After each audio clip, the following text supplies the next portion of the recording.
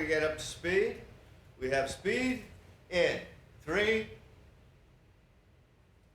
Well, hello to you from 30 Rockefeller Plaza, right in the heart of Manhattan in New York City. I'm so happy to be able to spend a few minutes with you attending the Trinidad and Tobago Publishers and Broadcasters Association event. How I wish I could be there in person with you. I thank Darren Lee Singh, the president. His aunt works here, Judith Lee Singh, and she has told us so much about Trinidad and shared so much about Carnival, if you know what I mean. But I know that there's so much more to the country than that. I wish I could be there in person with you. Boy, do I wish I could be there.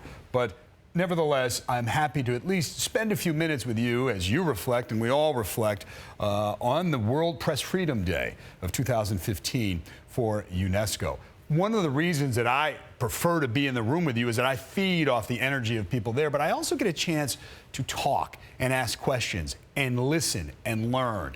And that provides context.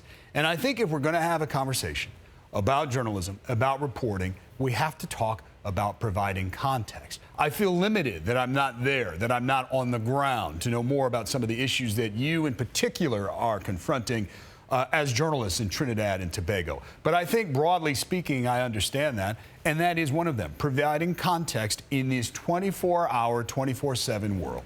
Even as I sit here talking to you, I'm awaiting breaking news on a case that we've been following literally for decades. This is a case of a missing little boy that changed the way parents treated sending their kids off to school. It happened in New York City in 1979. A jury has been doing due diligence and deliberating, and we await news on that. There may be news on that by the time you actually hear from me, but nevertheless, it reflects that we are in a 24-hour world. Information goes out almost instantaneously, and so we have to be ready at all times. I'm come to wearing this little device, which is called my IFB. This is the earpiece that we keep in, right? Whenever we have to plug in so I can hear the producer talk to me. I keep it on now because we could go on at any moment. First of all, let me say how important you are to us in New York City. That's the richness of working here as a reporter. And I've been doing it now 22 years. But so much of the Caribbean is represented here, the diaspora. I've been to Haiti 3 times. We recently sent a reporter to Cuba as our governor went there to talk about trade initiatives. So many of your friends and family members live here. So we're gratified. We understand you can watch us, NBC New York there. And so we want you to know that we treasure that relationship, we treasure that partnership, and we hope that you will continue to not only watch us, but engage us in dialogue. I recently heard a talk about Pope Francis, the first pope from the Americas, if you will.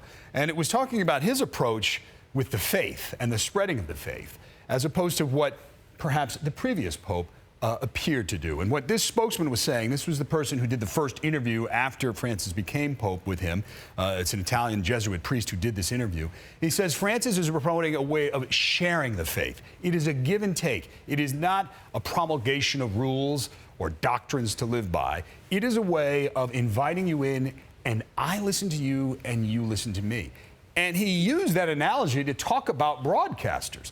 Because think about it, no longer, even though, yes, I am sitting behind the anchor desk here, we've morphed from me sitting every day and saying, here's the news and here's what you know or need to know that happened today, to a sharing of information. We hear immediately from the viewer by way of Twitter, by way of Facebook, by way of sending their video in. They expect now to be a stakeholder in what we're talking about. We simply just can't get away with like telling you what happened. The viewer now has been empowered with the tools of information access, and so they want to be a part of the discussion. So we're no longer just broadcasters or print reporters, we are information sharers.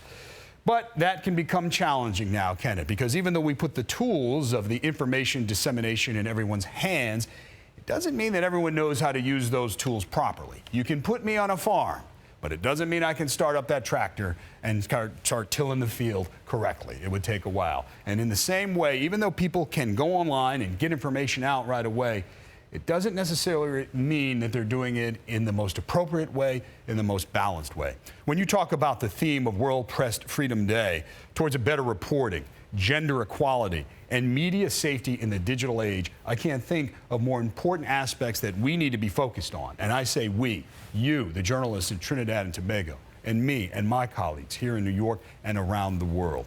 There are basic tenets that I think we can't forget. First is accuracy. And that can always be challenging, especially when you are driven by deadlines and driven by immediate deadlines. But it is well worth waiting and taking the extra minute to make sure that whatever you're reporting or saying is accurate, is true. Because in today's world especially, it is hard to get it back. You can't get it back. It's out there. The mistake will follow you forever. The second that I think is important no matter where you are, and I acknowledge there may be cultural differences in the approach to disseminating news and information in Trinidad and Tobago as it is in the United States, and also in how the viewer or the reader absorbs it. But at the end of the day, I think people are people, and what they really like is authenticity. They want to trust the person delivering that information to them. They want to trust that that person has asked the right questions and gotten the right answers for them. And you have upcoming elections, as we do, a presidential election coming up in 2016. Of course, never more than ever is the media more important in kind of parsing through what the candidates are saying and trying to get at what they really stand for. It's become a lot more challenging, certainly here in the United States. We've got a lot of broadcasts now that kind of skew one way or the other when it comes to a political inclination, and not all viewers can discern. A lot of viewers get only their information from the sources that they identify with. As a result, we've seen more polarity in the United States. We've seen more disconnect in Washington, in part. Nevertheless, we can't give up. You as journalists, with this upcoming election, you can't give up. And I understand it, if I'm doing my research correctly, Trinidad and Tobago should be credited in a way for its press freedoms and its aggressiveness, doing far better than some of the other Caribbean nations. Perhaps even far better, some argue, than the United States, where we've actually seen the prosecution of some reporters who broke stories and didn't want to give up their resources. These are matters to be debated and discussed there. And again, that's why I wish I was with you in Trinidad and Tobago to have that discussion. Another word, another tenet, of course, ethics. A lot of pressure, a lot of money gets thrown around. I know that many there are aware of that. We always worry about that. But nevertheless, we make the decision at the end of the day what we're going to put pen to paper, or what I used to say type. I guess it's keyboarding now. Nobody types, they keyboard now. That's what I understand. Nevertheless, where's your moral compass? Where's the balance there? You know what's right, you know what's wrong. And if you don't, you seek it out. And then I use that other word, balance. All I can tell you is, starting out as a reporter, my first journalism professor says, look, if your mother tells you something, you better check it out. You better get it sourced. We used to have 3 independent sources. We need both sides of the story. There'll be a lot of pressure, and one may override, but we need both sides of the story. Here recently in the United States, right here in New York City, we've been wrestling with the issue of the relations between police officers and the community. And we've seen a lot of men die in the custody of police officers, and yet in this week we've also seen police officers protecting a particular community shot and killed. It is our responsibility to tap into that emotion and to take a step back and find out exactly what everyone is saying and then present it in a balanced way. It's easy to go running after an image of a burning car or someone being thrown up against the wall, but it is much harder to step into that community and really get to understand it.